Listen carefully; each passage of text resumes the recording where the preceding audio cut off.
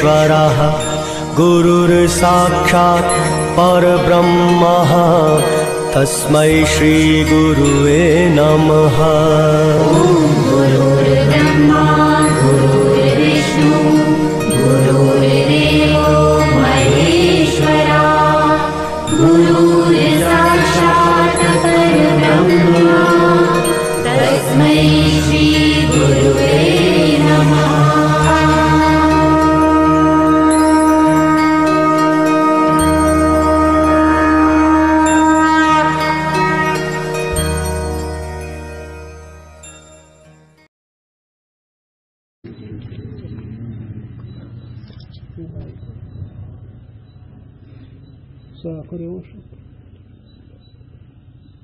ज्ञान प्रताप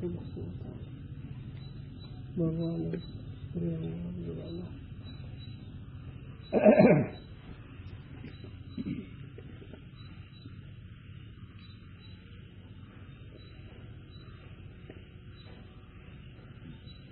वृक्ष का दृष्टांत भी बने नहीं। काहे ते यद्यपि जल का सिंचन वृक्ष की उत्पत्ति और रक्षा में हेतु है, तथापि वृक्ष के फल की उत्पत्ति में नहीं। काय दृष्टांत दिलता संशयवादाचा विषय खंडन चालू आहे। कर्मोपासना ज्ञान त्या ज्ञानामध्ये कर्मोपासना करणं हा वेदांचा सिद्धांत आहे। पण ती पूर्वपक्ष आपल्याला निश्चित ज्ञानच मोक्ष साधन आहे याच्याकरता पूर्वपक्षी ग्रंथकर्त्यानेच लिहिलाय। हे सगळे ग्रंथकर्ते विषय असतात। त्याने दृष्टांत दिला की फळाला वृक्षाला पानाला फुलाला सगळ्याला पाणी कारण आहे, कारण पाण्यावर सगळ्या जलाचे अस्तित्व आहे वृक्षाचं। मग त्या वृक्षाला पाण्याची गरज असल्यामुळे ते पानं त्याच्यामुळे जगतात, वृक्ष त्याच्यामुळे जगतो, पण फळ पण त्याच्यामुळेच जगतं केवळ येत आहे। तर हे म्हणतात तसं नाही, पाण्याची गरज वृक्षाला आहे पण फळामध्ये नाही त्याची गरज। काय कारण बरं याचं सांग, विचार केला। फळ निर्माण करता ईश्वर आहे। आता ही सगळ्याची बरं सृष्टी आहे, पण त्यातली सूक्ष्म प्रक्रिया फळ मध्ये चवी भरणारा, फळाचं आकृती निर्माण करणारा, फळ हे निर्माण करणारा ईश्वर आहे। ते भक्तीच्या दृष्टीने, पण ज्ञानाच्या दृष्टीनं नाही। ते ज्ञान फळ जे आहे ते स्वतंत्रच आहे। त्याचं फूल, पानं, फाट्या, मूळ हे पानावर आहे, पण फळाला पाण्याची गरज नाही। म्हणून ज्ञानाला कर्मोपासनेची गरज नाही, ज्ञानाने समजूतच होती, मोक्षच होतो असं त्यांना सांगायचं। कोणाला? वेदांताला। वृद्ध जो वृक्ष है ताके विषय जल का सिंचन वृक्ष की रक्षा के निमित्त है। आता काही झाड वाढलेले त्याच्याकरता ते वृक्ष जगावं म्हणून पाण्याची गरज आहे। तसं काही ज्ञानाला गरज नाही, कारण ज्ञानावर सांभाळायची गरजच नाही। एकच लक्षात ठेवा, बिनचूक समजूत झाल्यावर संशय हे समजूत झालं गरजच नाही कशाची। जोपर्यंत समजूत होत नाही, जोपर्यंत कच्चेपणा आहे तोपर्यंत बाकी साधनाची गरज। तरी पण बाकीची साधनं ते आपले काम करून गेले, कर्माने अंतःकरण सिद्ध करून गेले, उपासनाने अंतःकरण स्थिर करून गेले। श्रवण म्हणून रामकृष्ण विवेक वैराग्याने श्रवणाचा अधिकार आणून गेला। श्रवण म्हणून निध्यासनाने शब्द शक्तीवृत्ती लक्षणे शिकवली। मग आता वृत्तीची शक्तीवृत्ती, शब्द शक्तीवृत्ती, लक्षवृत्ती कळायला वृत्ती अंतःकरण वृत्तीची त्याची गरज आहे, बाकीची काही गरज नाही।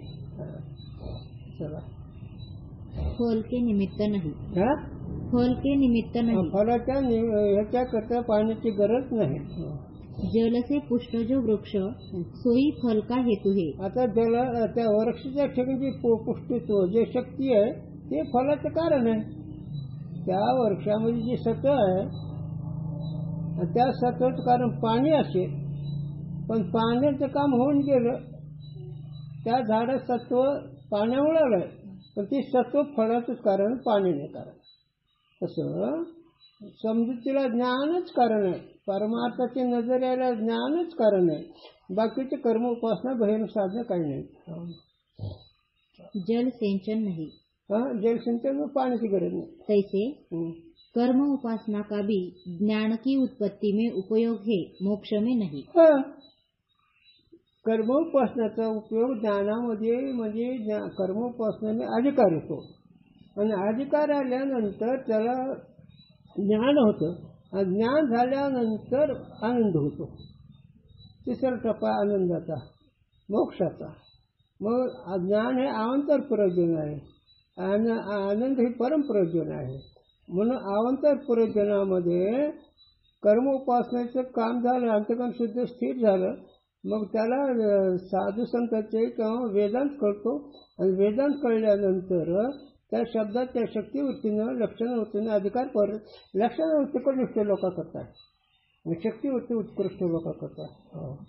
उत्कृष्ट कानावतीच्या भेटी सरसाच पैकी वस्तू होऊन होती कळून वाक्याचा कानात संबंध झाल्यानंतर मनात संबंध झालं एकदम समजून होती, पण असे थोडसे. आणि मग ती मनन करणं, त्या शब्दशक्तीवृत्ती काय, लक्षणवृत्ती काय, जहत काय, आज हे ते अनाधिकार करतात. कुठपर्यंत अनाधिकारी आहे, तसं नाही झालं. याते ज्ञान की उत्पत्ति से पूर्व ही अंतकरण की शुद्धि और निश्चलता के निमित्त कर्म उपासना करे. हे तर आहे, कर्मोपासना अंतकरण शुद्धी करता आहे. ज्ञानाच्या पूर्वीची त्याची गरज आहे, ज्ञानाकरता ह्याची गरज नाही. ज्ञानाकरता श्रवण मनन निध्यासनाची गरज आहे, शब्दाची शक्तिवृत्ती कळण्याची गरज आहे, शब्दाची लक्षणवृत्ती कळण्याची गरज आहे. हे बाकीचं सगळं माग होऊन गेले. ज्ञान से अनंतर मोक्ष के निमित्त नहीं. ज्ञानानंतर बाकीची गरज नहीं. कोणाची? कर्म उपासनेची. ज्ञान की उत्पत्ति में पूर्व भी जितने अंतकरण में फल और विक्षेप होवे तब पर्यंत ही करे. आता ज्ञान प्राप्तीच्या अगोदर, ज्ञान प्राप्तीच्या पूर्वी अंतकरण शुद्ध नसतं, अंतकरण स्थिर नसतं, म्हणून त्याची गरज आहे कर्म उपासनेची. एकदा अंतकरण शुद्ध आणि स्थिर झालं मग तो पुढे धकतो. म्हणून कर्म उपासनेची गरज एकच, ते बी निष्काम असेल तर, नाही तर सकाम असेल तर काय उपयोग नाही. सकाम म्हणलं मग ते प्रपंचकडे गेले, ते प्रपंच सावरला जातो, पण परमार्थ घडत नाही.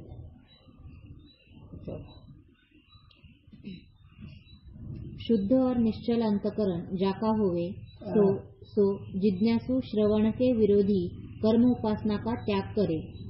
आता कर्म उपासनेने अंतकरण शुद्ध झालं, त्याला ज्ञान कळू लागलं, ते श्रवणात बसलाय, मग ती कर्म उपासना करत नाही.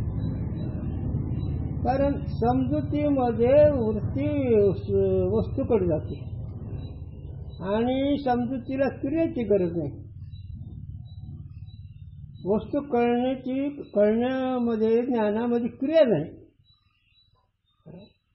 याच्यापूर्वी क्रियाचा विचार होऊन गेला. सात्विक क्रिया कर्म उपासना हे काम कोणी केलं, पण अंतकरण शुद्ध झाल्यानंतर त्याची समजुतीचा अधिकार आल्यामुळे समजूत झाल्यावर त्या समजुतीला याची गरज नाही. त्याला गुरुजींनी सांगावं. गणिताचं अक्षर कळलं की त्याला उजळणीचे धडेपाठ करायची गरज नाही. उजळणीचे धडेपाठ कावर करायचं, पूर्ण त्या उजळणीचा आकडा मनात बिंबल्यावर पुन्हा 1 2 3 4 ह्याची काय गरज आहे. बेदोनी 15 का उजळणी पक्की, बेदोनी 4 म्हणजे 4च. तसं समजूत झाल्यानंतर, समजुतीचा अधिकार आल्यानंतर कर्म उपासनेची गरज नाही. मग ती यज्ञ, याग, तीर्थ, व्रत, दान धर्म हे सगळे गेले पाठीमागे. हे सगळे कर्मामध्ये आले. दान धर्म, कर्म, उपासना, तीर्थ, यात्रा, भंडारे, सप्ते, पोत्या लावणे हे सगळे कर्मामध्ये आले. आणि सकाम असलं तर मग किती दिवस करत राहा, पण निष्काम जर केलं, आपलं स्वरूप कळण्याकरता, साधन तत्व कळण्याकरता जर केलं तर अशी जे चित्त ते निष्काम असतं. निष्काम या शब्दाचं आपलं स्वरूप कळलं पाहिजे. सुख काय आहे हे कळलं पाहिजे. साधूंचे विचार शेवटचे काय आहे हे कळलं पाहिजे. असे त्याचे व्यक्त साधक त्याच्या विषय कामामध्ये. म्हणून ज्ञानामध्ये कर्मोपासनेची का ते त्याचं काम करून गेलं. त्याला ज्ञान कळू लागलं म्हणून गुरुजीने सांगावं. वेदांत कळू लागलं कामच भागलं. कळलं की काम भागतं. ते भागवत तर कळलं नाही. शब्दाची गुरुजीने सांगावं. शब्दाची शक्तीवृत्ती जर कळत तर कामच भागलं. पण शब्दाची शक्तीवृत्ती कळत नाही. एवढं शब्दाच्या शक्तीवरती व्यवहारामध्ये बघा तुम्ही. एक शब्द लाखो माणसाला वळवतो, एक शब्द लाखो माणसाला दुःख करतो. शब्द दिसते का? काय शक्ती शब्दात? हे व्यावहारिक शब्द जर असा आहे तर साधूंची वाणी केवढी असेल. अपुरुष म्हणजे देव निर्मित वाणी. जीव निर्मित वाणीमध्ये दोष असतो. आणि वेद तुकोबाराच्या अभंगात काय दोष आहे? माऊलीच्या मध्ये काय दोष आहे? नाथाच्या भागवत काय दोष आहे? काय वेदवाणी ते त्याच्या पुढे सांगूच का? तुका तर सहज वाणी त्या घरी वेदांत आहे पाणी. हे अनुभवाची शक्ती. तुकोबाराची वाणी म्हणजेच वेद. आणि वेद ह्या शब्दाचाच अपरुष आहे. पुरुष कृत्य जी असेल त्याला पौरुष वाक्य म्हणावं आणि अपौरुष वाक्य असतं ते बिनचूक असतं.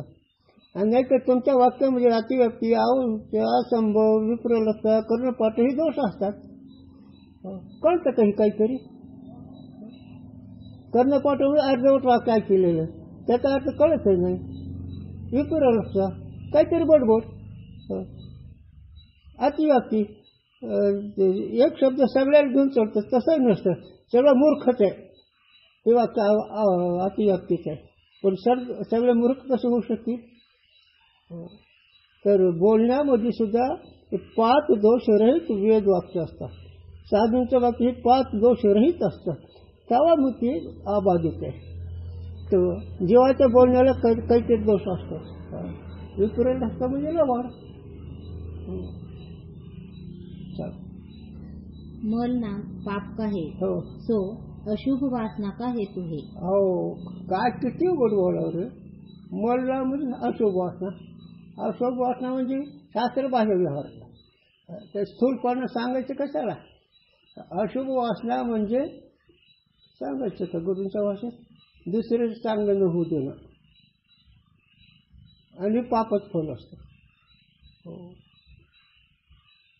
काही गरज नसते कोणाची. कोणाचे काही संबंध असतो पण उगाच जीवाला दुसऱ्याच वाटोळ करतो. ही पाप वासना. त्याचा संबंध नाही. ती बिचारी कल्पना नाही त्याचा वाटोळ होतं. मग त्याला उदाहरण शास्त्री द्यायचं तर दुर्योधन. पांडवचं कधी चांगलं व्हावं वाटलं का? आताही दुर्योधनाच्या पांडव व्हायचं. हे चालूच असते जास्त म्हणजे मन नाम पाप का. पाप म्हणजे अशुभ वासना, वाईट वासना. जबपर्यंत मल होवे तबपर्यंत अशुभ वासना होवे हे. जोपर्यंत मल आहे, जोपर्यंत हलके विचार आहे तोपर्यंत अशुभ वासना आहे, वाईट वासना आहे. आखाद्य आती अनेक लोकांचं वाटव करणं, जारण मारण विचारण मोन स्तंभन वशीकरण ही अशुभ वासना. साबरी विद्येच्या विरुद्ध जी काही वाम मार्गाची विद्या ती अशुभ वासना. जब अशुभ वासना होवे नहीं तब मल का अभाव निश्चय करे. हाँ, ज्यावेळेस वाईटच वासना होत नाही त्यावेळेस मन नाही हरकत विचार करावा. ज्यावेळेस कधीही आपल्याला हलके विचार आपल्या मनात नाहीच त्यावेळेस ते निर्मळ आपले करत. मग हलके विचाराचं नको विस्तार करायला काय करायला. तसं नाही. हे परमार्थ म्हणजे उद्धारात आहे. खऱ्याचे हाल होती पण फळ खऱ्याला आहे. म्हणजे अशुभ वासना जोपर्यंत तोपर्यंत आणखीन एक दुसरं सांगतो. गुरुचरित्राचा विषय आला. जोपर्यंत वाणीचे अपवित्र शब्द येतात तोपर्यंत ती पापी. अशुभ म्हणजे काहीतरी बोलणं. अशुभ म्हणजे शास्त्रबाह्य बोलणं, ती पापाची वाणी. ज्या वाणीला अशुभ वाक्यच येत नाहीत ती वाणी पवित्र. म्हणून घेई घेई वाचे, गोड लांब वाचे. नाहीतर बाकीच्या वाणीला ऐकू वाटत नाही. अरे याच्यापेक्षा मोठी सिद्धांताची वही गुरुजींनी सांगावं. स्वतःच्या गुणवरून सुद्धा ऐकू शकत आहे हा निर्मळ पुरुष. सो कीर्ती कानीनं ऐकू, सुपूजेचा डोळा न देते, बृहस्पतीने पाडे सर्वांना तर महिने भरणे दडी वेगळी माझे. हो ही पवित्र. स्वतःचे सद्विचार सुद्धा लोक गुणवरून काढायला कानच बोट घालतो, त्याचं निघून जातो. काय सुद्धा हे गुरुजीने करावं, त्याच्या पाठीवर आघाडी करावं. हे दोन पुरुष अपूर्व आहेत. हे वेगळं आहे. परमार्थ अंगावर घेणं वेगळं आहे. म्हणून एक वही सांगतो गुरुजींनी सांगावं. सतीचं वाण घेता येतं, पण सती जाणं हा मोठा पुरुषार्थ. तर साधूचं पोषक नाही का घेते, ही माळ आहे, ती गोपिक झालं वाण आहे, पण सती जाणं मग तिथं तुझं सत्यपणा कळतो. तसं मनाचा मार नाही कर म्हणजे ती सती जाणं आहे. मनाचा मार नाही झाला मुक्त झालास. मनाचा मार सहन करतो साधक आहे, आणि मनाचा माराने जारजार होतो जीवन. आणि ही साधूच्या शिकवून ही असल्यानंतर तुम्हाला कुठल्याही काळात काही बिघडत नाही. का आता याचा मागचा विषय नाही सांग. चल पुढे. आता तू म्हणतो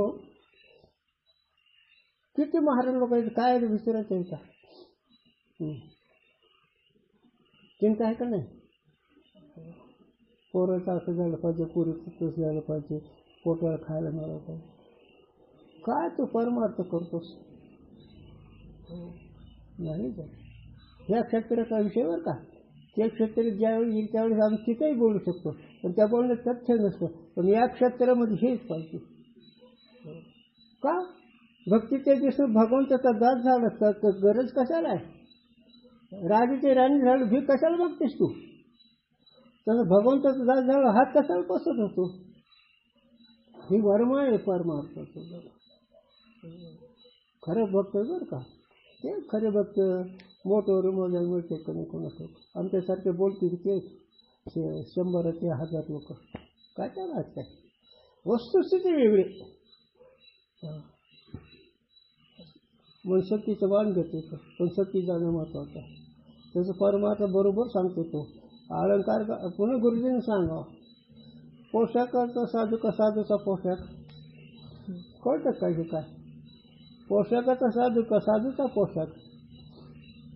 लक्षणाने साधू लक्षणाचं पांघरून घेतलं साधू, त्याला दर्शन दिलं.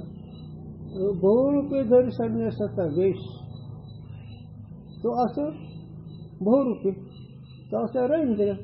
पण त्याने जर मच्छिंद्राचं पार्ट घेतलं तर तो मच्छिंद्र आहे का? तो रवींद्र आहे. तसे असे अनाधिकारी असते. म्हणून परमार्थाचं ही तशी असं विस्कळीतपणा होतो. खरे जे साधू आहेत ना ते भाग्यनिष्ठ असतात. खऱ्या साधूचे एकच लक्ष, खाली जर मरलं तर फक्त जीवाच्या हिताकरता शरीराची सेवा असते त्यांची. त्यांचं खाणं पिणं वागणं आता जीवाच्या कल्याणाकरता. हो त्याला गुरुजींनी सांगावं. आई जीव तिची आईला लेकराला दूध मिळावं म्हणून सहज गुरुजींनी बोलावं. आईचं जेवण आई करत नाही. आईला लेकरू जगवायचं म्हणून तिनं खाणं केल्यावर दूध होतं. तसं साल संतांनी क्रिया केल्यावर लोकांना अरे हे असं असं करतात, त्यांना गरज नाही झालं. मी का सांगायला लागलो हे की कर्मोपासना झालेली आहे. आणि ज्याची कर्मोपासना झाली त्याचं चिंतन सांगू का? गुरुजींनी सांगावं. जाई होती माये न करी शाळा आम्ही विष्णू पैसे नव्हे ही पवित्र करते अंतकरण. कराव्याणारी रुक्मिणी समान हे गेली निमून ठेवीच ही पवित्रतेचं लक्षण आहे. आणि या पवित्राचा देव त्याच्या पाठीमागे येच घेऊन उभा राहिलेला असतो. मी मागं गुरुजींचं चिंतन सांगितलं की भगवंत त्यांच्या पाठीमागे कसे उभा राहिले, केव्हा उभा राहिले हे काल परवा मी सांगून गेलो. हाक मारव तर गुरुजी पुढे कोटे नदीचे पाहता उडी घाली आवतीचा मोहळी धावी घाली पाहता नाव घेता पंढरी राणा. नाम घेता कंटिन्यू पुढे वाजव देते ही निर्मळ अंतकरणाचं लक्षण आहे. उगाच सांगून चालू कारण ते रोग आला म्हणून सांगतो त्याला. नाम घेतल्यावर भगवंत उभा राहतात आणि आमचं आयुष्य गेलं 13 कोटी झाले, कोणाचं 15 कोटी झाले तर स्वप्न ते देव येत नाही. काय कारण आहे त्या कसाला नाही. आणि तुकोबारा म्हणतो कसुटे अशी हाती सत्य होती भगवंत कसुटी आहे म्हणजे माझ्याजवळ. ही आपोआपल्या मनाची कसोटी असते. आणि ही परमार्थामध्ये कसोटी मन किती टक्केवारी बिन चुकाय किती टक्केवारी कमी ही कळते परमार्थ विचाराने. म्हणून कर्म उपासनेची गरज ज्ञानामध्ये ज्ञानच बरं. म्हणून एकच होईल लक्षात ठेव वाचून ज्ञाने विणे की उपाय करशील जे चुकेचे सुटकेचे नाही अधिक गुंपती रुपये. हे ज्ञानोबा राहायचा 15 म्हणजे कळसाची बदल झाला. ज्ञानाविन जे जे कळते ते जाणे जाऊ का. आणि ज्ञान म्हणजे आपलं स्वरूप बिंचू कळेच नाव ज्ञान आहे. व्यावहारिक ज्ञान वेगळं, 64 कले ज्ञान वेगळं, 14 विद्येत ज्ञान वेगळं आणि स्वरूप प्राप्तीचं ज्ञान वेगळं. आम्ही नेहमीच द्रष्टा सांगत असतो गुरूंची आठवण म्हणून की एवढे मोठे मच्छिंद्र आणि गोरक्षनाथ त्रिभुवन पालटे घालणार, त्रिभुवन निर्माण करणार, पण त्रिविक्रम राजाला उठवता आलं त्यांना. तसं नाही ते ब्रह्मज्ञान वेगळं आहे का एवढं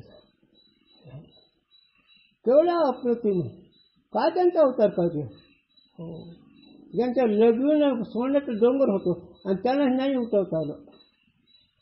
म्हणून ही मरण माझी विद्या गुरूंच्या भाषा बोलायचं म्हणजे मरण माझी विद्या. साधूंचे विचार अध्यात्म विचार म्हणजे मरण माझी विद्या. आणि मरण जोपर्यंत आहे तोपर्यंत तुम्हाला सुख नाही. आणि मरण नाहीच ही सिद्ध कळलं तत्वज्ञान. नुसत्या गुरुच्या शब्दांनी मजा कशी होती. मी मुक्त नाही पण हे गुरुचा सेवक आहे.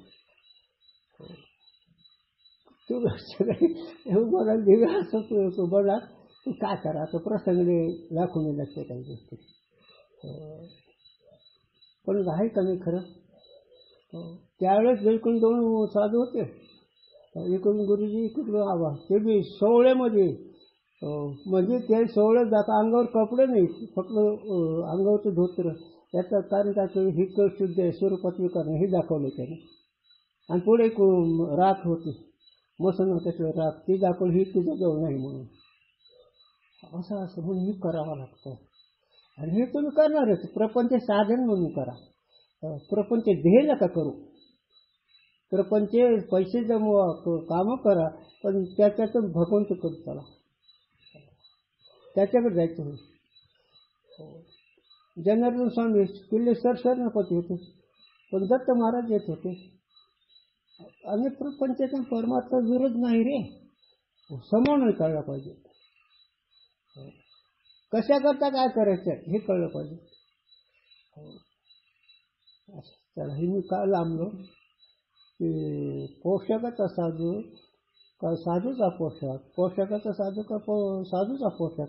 त्या साधूचा पोशाख घेणं हे आमच्यासाठीचा पण पोषकाचा साधू त्या लक्षणाचा साधू की गुरुजी झालं आबा झालं हे असं मागणी झालं. ज्यांना खाण्याची सुद्धा आठवण नाही काय वृत्ती असतात त्या. पंडितजी जे आले नाही गुरुजी उठले ते बी शाळे असतात की काही वेळ असते का पण पर्यंत साधा आहे का नाही पण नाही उठले गुरुजी आले लांबून या नाही बोल नाही काम करायचं तुमच्याकडे आलं तीच करावं लागेल. हे समोर त्या गोष्टीवर का प्रत्यक्षातल्या ऐकू नाही ही गोष्टी हे प्रत्यक्षातल्या माझ्या बाकीचे गेले ज्याचा अधिकार नको हलकी विचार नको सांगायला. म्हणून पवित्र शीतल नाही परवेळ रुक्मिणी समान प्रमाण जाते ते मन काय म्हणतं हे ऐक. प्रमाणाचा विषय बी सांगते तो, पण मन काय म्हणतं ऐक जरा. हो. आणि हे माझ्या गुरूंचं लक्षण होतं. परवडीमध्ये गुरुजींनी कीर्तन केलं आणि जाऊन बसला गादीवर. एक महिला होती मारोडी, रामचारी नाव तिचं. ते काय 60-70 वर्ष हे होतं.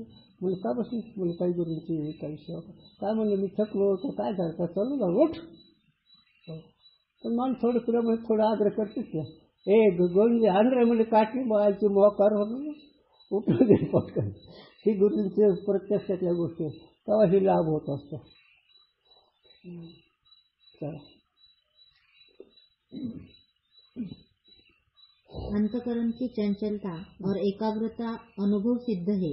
आता हे तुझं म्हणण्याचं स्थिरपणा चंचलपणा हे दिसतात अनुभवत आहे. मनाची चंचलता ही तुला कळते आणि स्थिर झालेली म्हणून कळतं. एकच लक्षात ठेवा, झेपल न झेपल स्वरूप ज्ञान झाल्याशिवाय म्हणून स्थिर होतच नाही. काही क्षण मात्र स्थिर ती स्थिर नाही. याते उत्तम जिज्ञासु और विद्वान को कर्म उपासना निष्फल है. कोणाला कोणाला उत्तम जिज्ञासु और विद्वान. उत्तम जिज्ञास कोणाला म्हणावं? काही मी उद्धार पावे, काही कृपा करणारे ऐसे तुम्ही सांगा. संत जन करा समाधान चित्त माझे उत्तम अधिकारी. नावडे जनधन माता पिता हे उत्तम अधिकारी. विटले चित्त प्रपंचापासून बैसलेले तुम्ही ओमण देत हे उत्तम अधिकारी. आम्ही प्रमाण सांगावं, आमचं मन काय शेण खातंय का शाण हे आम्ही, पण प्रमाण असं ऐकायचं. विटले चित्त कसं ओमण कसं वान की बघू वाटत नाही तसं प्रपंच मनच जात नाही हे उत्तम अधिकारी. त्याच्याकरता कर्म उपासनेच काय गरज आहे? गुरूंची भाषा सांगा. किती शान झालं किंवा किती वेळ झालं, दगडखानी इच्छा होती का?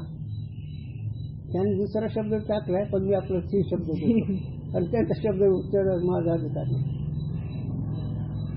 सगळं प्रत्येक, पण दगडखानीची इच्छा कधी केली आहे का? तसं ज्या पुरुषाला कुठलीच इच्छा नाही तो निर्मळ अधिकारी. आणि हे विचारण कळत असं का? हे जे अधिकार आहे साधूंच्या विचारण कळत असतं. साधूच्या संगतीत राहिल्यावर कळत असतात. शिवने विषय म्हणून जातो विटेच अंतर साधा असतो. मग आता विषय साधन आहे का विषय भोग्य आहेत? विषय साधन आहे का विषय भोग्य आहेत? है ना? पैसा साधन आहे का पैसा भोग्य आहे? साधन आहे. तुकोबाराय म्हणतात, जोडून आधार उत्तम व्यवहार आहे, उदास विचारे वेची करू, उत्तम गती तो एक पाळून उत्तम भोगील जीव खाणे. विनियम साधला पाहिजे. उलट गुरुजींनी सांगा, शास्त्र सांगते देवे दिला देह भजना मोठा. मग साधन आहे हे भोग्य नाही. आणि ते बी साधन असं आहे अविनाश साध्यचं साधन आहे की जे साध्य झाल्यानंतर त्यास नाशच नाही. जे साध्य झाल्यानंतर कर्तव्य नाही ते साध्यतेचं स्वरूप आहे. आणि अशा उत्तम अधिकारी ज्ञानी महात्मा याला कर्मोपासनाची गरज नाही. म्हणजे करतेच तुमच्या करता. गुरुजी माळ घेऊन तो करतो. आता त्यांच्या विनोद एका जवळ करायचं महात्म्य एका जवळ हेडिंग बदलली वाच ना मग. कर्म उपासना से ज्ञान की रक्षा होवे नाही. आता त्याने पाठीमागं म्हणला होता की कर्म उपासना केल्यावर ज्ञानाचं रक्षण होतं, ज्ञान व्हायला जात नाही असं तो म्हणला होता. पण ते त्याचं म्हणणं बरोबर नाही. त्याचं म्हणणं बरोबर. अरे एकदा बीज भाजल्यावर काय गरज कुठे राहिलं तरी जोपर्यंत बीजात अंकुर आहे तोपर्यंत त्याला अडचण आहे. पण बीज भाजल्यावर कुठे राहिलं तर त्याला विकार कसा होईल? तसं एकदा जगत मिथ्या ठरलं, बाधित ठरलं, काय राहायचं? म्हणून कर्म उपासना ज्ञान सांभाळलं जातं असं नाही. रक्षा करे म्हणजे सांभाळले, पण ज्ञानाला सांभाळायची गरज नाही. ज्ञान सगळ्याला सांभाळतं. ज्ञानाला कोण सांभाळताय? पूर्वज सूर्याला रस्ता कोणी दाखवायचा? सूर्य सगळ्याला रस्ता दाखवतो. सूर्याला कोण रस्ता दाखवेल? तसं तुझं ज्ञान त्रिभुवनाचं प्रकाशक आहे. ही सूर्य तरी भौतिक एक ग्रह आहे. विचाराच्या दृष्टीनं सूर्य एक प्रत्येक ग्रह आहे. पण ज्ञानरूपी सूर्य अखंड त्रिकाळामध्ये त्याचं ज्ञान आहे. त्याला कुणाच गरज आहे? आणि हे जे कळतं की अहम ब्रह्मास्मी ही वरती साधनाचं ज्ञान, अहम ब्रह्मवरती ही साधनाचं ज्ञानाला कशाची गरज नाही. त्याला दर्शन किती गुण दिला? तृप्ति करता. अच्छा, पूर्वजों कहा ज्ञान की रक्षा के निमित्त कर्म उपासना करे, जैसे जल से उत्पन्न हुआ जो वृक्ष ताकि जल से रक्षा होवे है, जो जल का संबंध नहीं होवे तो वृद्ध वृक्ष भी सूख जावे है, तैसे कर्म उपासना से उत्पन्न हुआ जो ज्ञान ताकि कर्म उपासना से रक्षा होवे है. असं ते म्हणला होता पूर्वपक्ष की वृक्ष पाण्यापासून निर्माण झाला, पाण्यामुळे जगतो.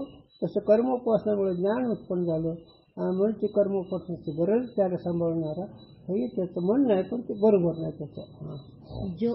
जो ज्ञानी कर्म उपासना नहीं करे तो अंतकरण मलिन और चंचल फेरी हो जाएगा. असं तो म्हणला होता. जर ज्ञानाने कर्मोपासना नाही केली तर अंतकरण मलिन होईल असं त्याचं म्हणणं होतं. ता मलिन और चंचल अंतकरण में सूखी भूमि में वृक्ष की न्यायी उत्पन्न हुआ ज्ञान भी नष्ट हो जाएगा. वाळलेल्या झाडासारखं होते. मग जर कर्मोपासना नाही केले ज्ञानाने तर वाळलेल्या झाडासारखं होतं. तसं त्याचं ज्ञान नाहीच होतं. याते ज्ञानवान भी कर्म उपासना करे. म्हणून ज्ञानवानाने कर्मोपासना करतो, करावं लागते असं त्याचं म्हणणं आहे. सो बने नहीं. हे त्याचं म्हणणं बरोबर नाही. काहे ते आभास सहित अथवा चेतन सहित जो अंतकरण की मैं असंग ब्रह्म हूँ यह वृत्ति सो वेदांत का फलरूप ज्ञान है. हे विसरत नाही या वाक्याला. अंतकरण शुद्ध झालं स्थिर अधिकारी आणि त्याला तत्वमसी महावाक्याच्याद्वारे मी असंग निर्विकार असंग आहे, चेतन आहे, सच्चिदानंद आहे असं ज्ञान झालं.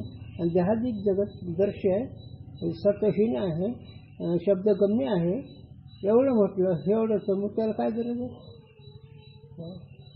सांगत होतं गुरूंच्या भाषा. गुरूंच्या भाषा सांगा.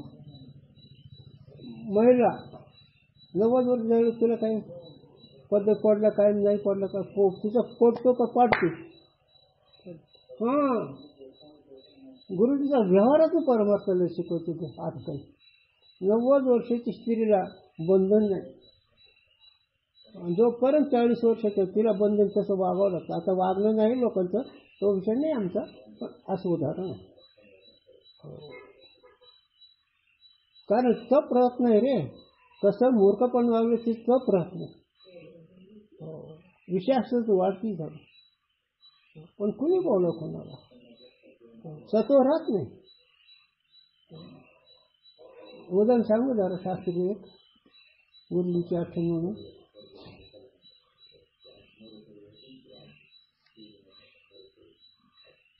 सांगतो. लक्ष्मणाचं इंद्रजिताचं युद्ध. लक्ष्मण इंद्रजिताचं युद्ध लई काम आहे रे. दोघांचं बी लई कामं राहतात. पण काय कळत नाही आता माणसाला. आणि युद्ध चाललं, घनघोर युद्ध चाललं. लक्ष्मण जाबजार झालं पण लक्ष्मण जिंकले जाईल याचं काय कारण आहे? त्या इंद्रजिताची जी पत्नी होती सुलोचना काय ना, ती पुराण पर्वत ध्यान करीत बसली होती. तिथं फतवून इंद्रजित हात टेकत व्हायचे. ज्यावेळेस नारायण सांगितलं अरे तुझा शत्रू त्याची पूजा तिची सून करते कसं बरं लक्ष्मण. तिथं मग ती शक्याला रावणाने त्यावर लक्ष्मण पडला गेला. ही दोघांचं प्रपंच असं वरून असतं. पण आज कोणी कोणाला बोलण्याचं जागाच नाही राहील. काय करावं? काय सुवेत नाही. 7 दिवस दशरथ राज युद्ध करून काही हात घेता राहतात. ही अशी प्रपंचाची अशी जोड आहे. आता हे ऐका नसत्या गोष्टी रामकृष्ण हरी तसं नाही ते. वेश काय येत ना मालकाला. आणि हिची तर तपस्कार कशामुळे भंगती. हे दूर शिकवण आहे. ते नको सांगत जाऊ द्या विशेष. ते गुरुंचं सांगणं लय वेगळं होतं. मग ते लय लांब जाऊ मी. त्याने सांगा फड त्याला काय भीती. जिथे न सांगता करी सर्व काम त्याला हे काय गरज आहे. आणि शास्त्राच्या गोष्टी ऐकायच्या नाहीत बरं का. खऱ्याच असतात त्या. आणि ऋषीमुनीने लिहिलेलं ते. एक पोरकपणच नाही लिखाणं. वाल्मिकीने लिहिलंय.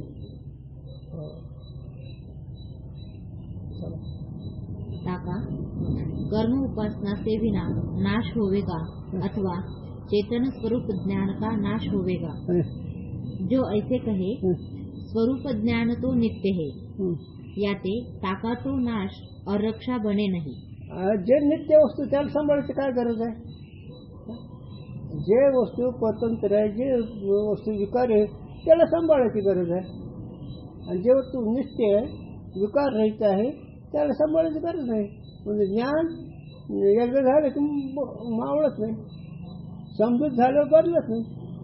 म्हणून संशय रहित समाधान, जसं संशय रहित समाधान ते स्वरूप आहे. किती सांगा गुरुजी सांगावा.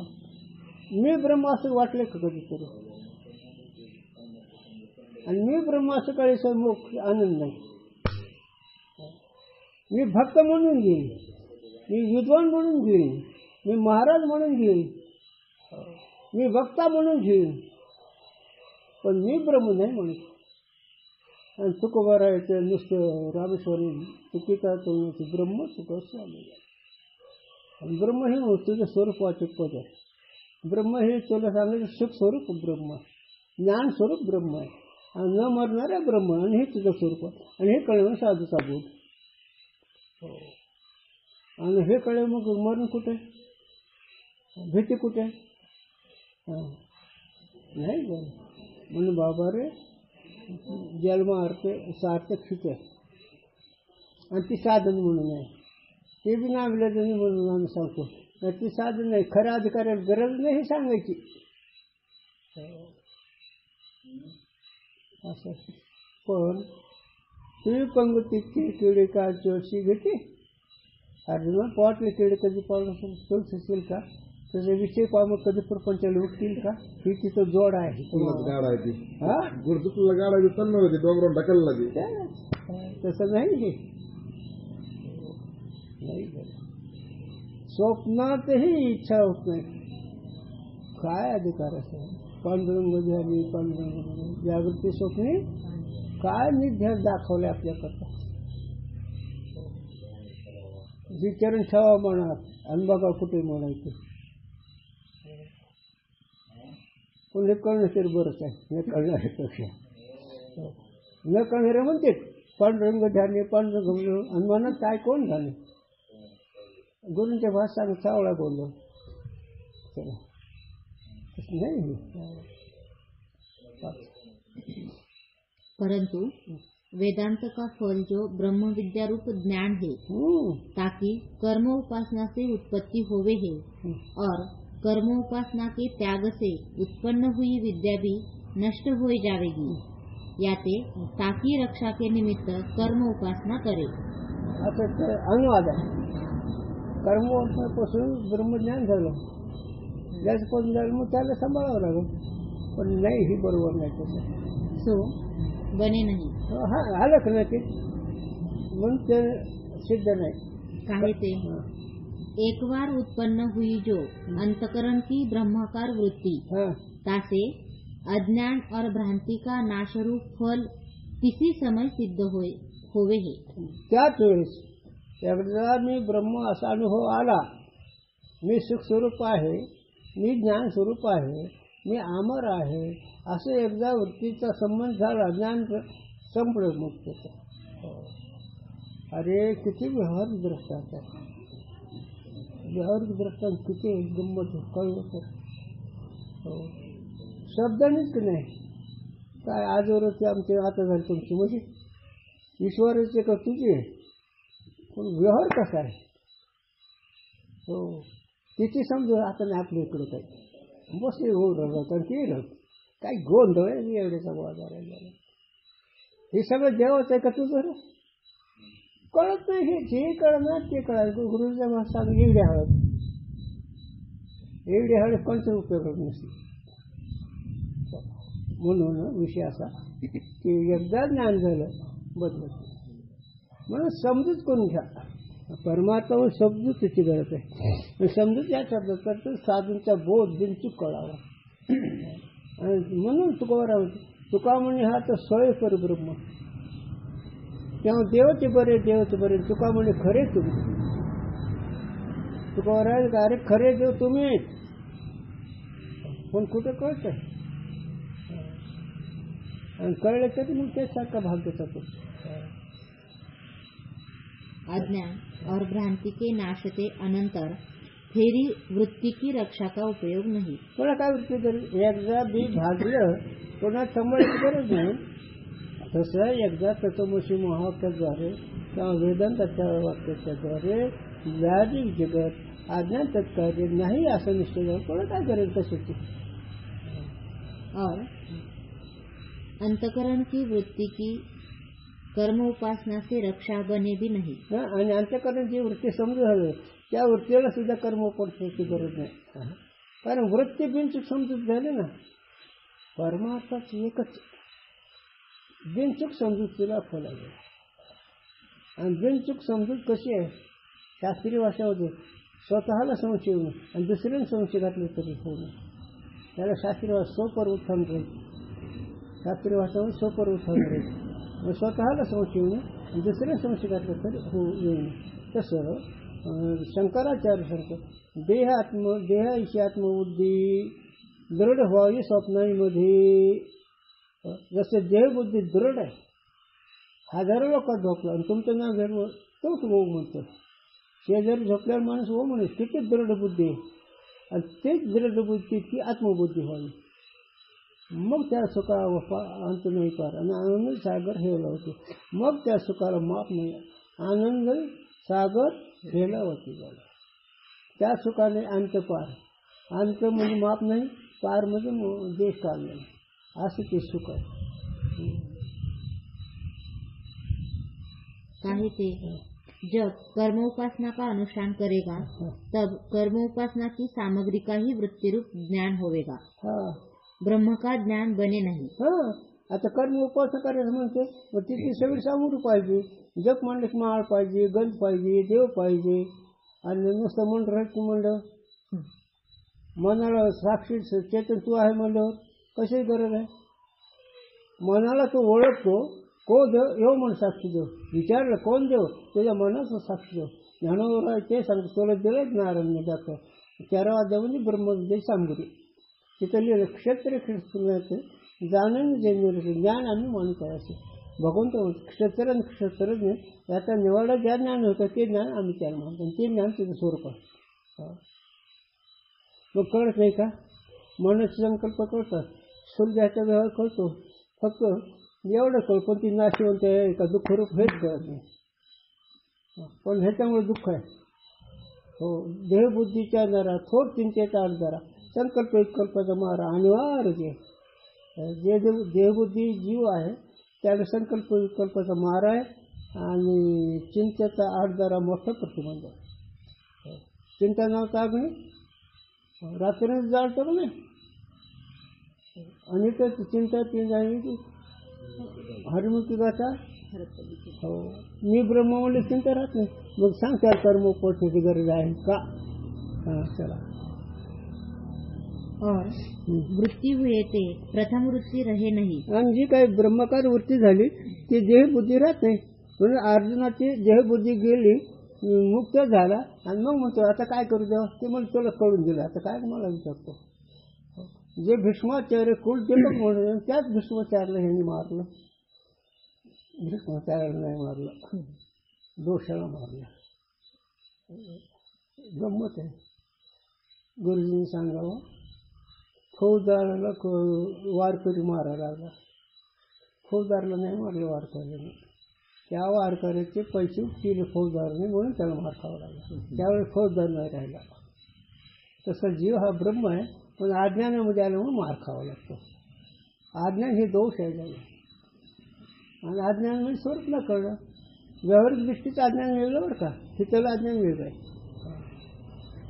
इथे लिहिलंच तुम्हाला, आपल्या अज्ञानासाठी ते नसतात सावला किती अजून आपल्या स्वरूपाचं अज्ञान म्हणून संस्वरूपी वाढला. मग स्वर्ग दुःखाचं कारण काय आहे?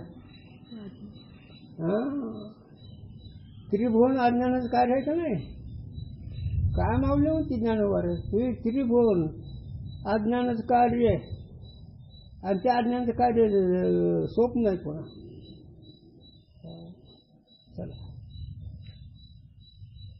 याते कर्म उपासना ज्ञान की उत्पत्ति के तो परंपरा ते हेतु है और उत्पन्न हुई वृत्ति के विरोधी है.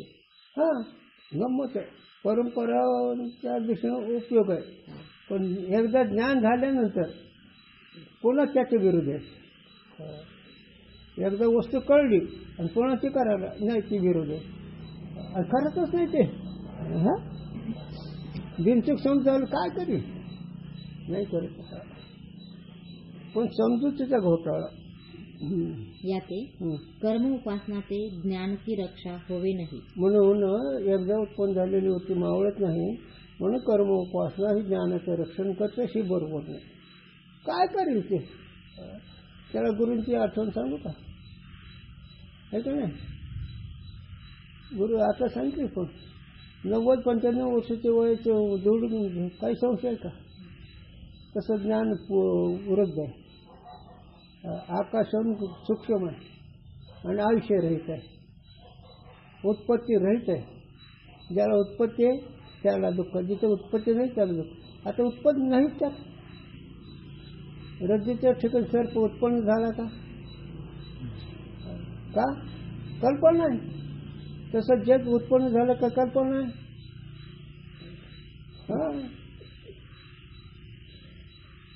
ऐकूच पुन्हा जग उत्पन्न नाही झालं. जगाची कल्पना कल्पना द्या, माया उपाधी. मग माया उपाधी शिवाचे, कल्पना उपाधी जीवाचे, आणि कल्पना कल्पित असते. कल्पना त्याला गुरु दृष्टांत देवा. गरीब माणूस म्हणून राज्य करतो, संपलाच विषय. असं केलं असं होईल, असं केलं असं होईल, असं केलं असं होईल. काय केलं कोणाच काय होत नाही. व्यवहार सत्ता जर शिव करली तर ईश्वराने तुझ्या कर्मफल देईल, तेवढंच होतं. झालं का? समजावली.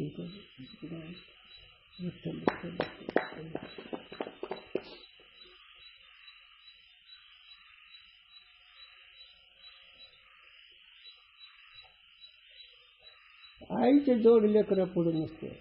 आईची शक्ती आम्हाला सांगते की गुरुजी. एकदा भीम चालला होता, ते याच्या विषयी कथायचे काय म्हणते, त्रिसंक्रांतीच्या द्यायला काय म्हणते ते वाण. त्यावेळेची कथा आहे. कोणती गंधर्व हातीवर बसून वाण देतात. आता ही गरिबी वनवास, आता ही राजाची राणी आई. मला आई काय, अरे बा असं आल्यावर की वाण द्यायचा, सवय घेऊन जावं लागतं. आणि त्याला हाती मला हाती करून आता ती झुमच गेले नजर लागले, डगर फेकून द्यायला चिखल्याचं. म्हणजे तसं नाही, खरा हात त्या नावाला. मग खूप ते खरं असते. मग भगवंतांनी हे केलं पायऱ्या. काही चरित्र खूप गोड असतं, लक्षात ठेवा. गेले इंद्र हाती जे म्हणजे माणसाला थोडं असतंच, म्हणजे हाती द्यायचं नाही, पण नाही जमलं ते आयर होतं तिथं आणि त्याला दारू पाजून नाही ते म्हणून तू काय कर मी त्याला नेणार आहे. आता ती भगवून पाठरा का ते कोकुरू घेतल्याशिवाय कसं घेतलं त्यात गोद्याला अडकत निघाला. पण थोडा जरी अभिमान होईल तर ते निरू समा. आणि वाटलं मी काय काढलं का नाही मी भगवंताची पायरी बघू तरी कारण कळून दे कोणा पडले खाली कोणती माता पाहिजे माझं लेकरू पडलं म्हणून असं पदरात घेतलं हा ती भीम अंगाला ही आईची शक्ती असते. मला ह्याच्यावरून अर्थ झालं आईच्या शक्तीला जोडणं आणि त्या साधूच्या शक्तीला जोडणं. आईची शक्ती तरी व्यवहारच उपयोग आणि साधू शक्ती यमाला परत पाठवण्याची शक्ती. येम गुलाम करी सलाम तुझ्या घरी राबवतो. मरणमारी विद्या साधनच्या घरी आणि ती मरणमारी विद्याचं ही साधन करा.